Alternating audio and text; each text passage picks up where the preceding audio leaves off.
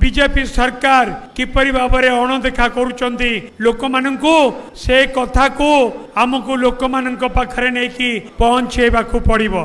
आपण माने समस्त जानिचंती नवीन बाबू जेतेबेले मुख्यमंत्री थिले आम दलर जेतेबेले सरकार थिला आमे सरकार को आसीबा पूर्वरु जे कोनोसी सरकारी हॉस्पिटल को जदी आमे चिकित्सा पई जाउतिलु ताले टंका दबाकू पडुतिला। नवीन बाबू प्रथमे व्यवस्था कले कि कोनोसी सरकारी हॉस्पिटल ले गोटिए हेले भी टंका काहाकू भी चिकित्सा पई दबाकू पड़िबनी। द्वितीय रे मेडिसिन निरामय योजना जरिया रे नवीन बाबू समस्त मागणा मेडिसिन देले। निदान जरिया रे डायग्नोसिस पूरा मागणा हैला।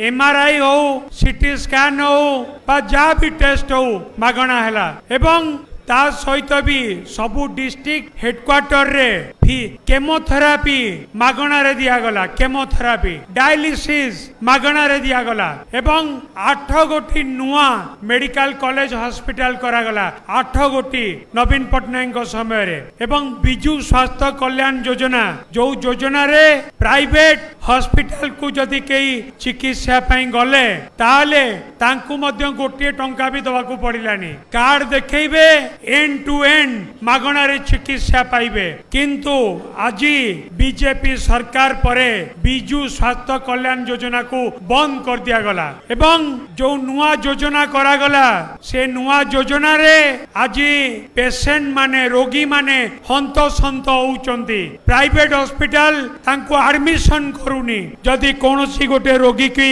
एडमिशन करबा को पड़िबो ताकू 2 घंटा 3 घंटा लागुची। 8 गोटी ओटीपी जेतिकी टंका व्यवस्था आबा कथा गोटे चिकित्सा पाई सेति टंकार व्यवस्था नहीं। रोगी की प्राइवेट हॉस्पिटल आज एडमिशन करूनांती जदि ट्रीटमेंट होउचंती तांकडू पैसा नउचंती। तेणु करी आज ए कथा को हमकू सबु लोक मानक पाखरे पहुंचेबाकू पड़िबो।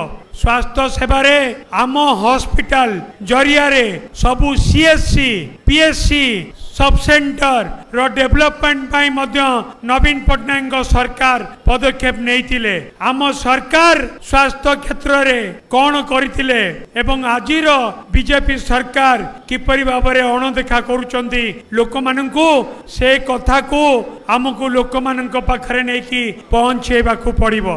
मु आउ अधिक कहबिनी समस्त को कहबाकू चाहिबी आज होउची जन जागरण अभियान। आमर नेता नवीन बाबू जनसाधारण को जागरण करबा पाई आज अभियान आरंभ हबो। जो कथारे हमको अणदेखा करा जाउची ताकू आमे प्रतिवाद करिवो स्वर उत्तोलन करिवो आंदोलन करिवो। सेति पई आमे समस्त सजग हबा। धन्यवाद।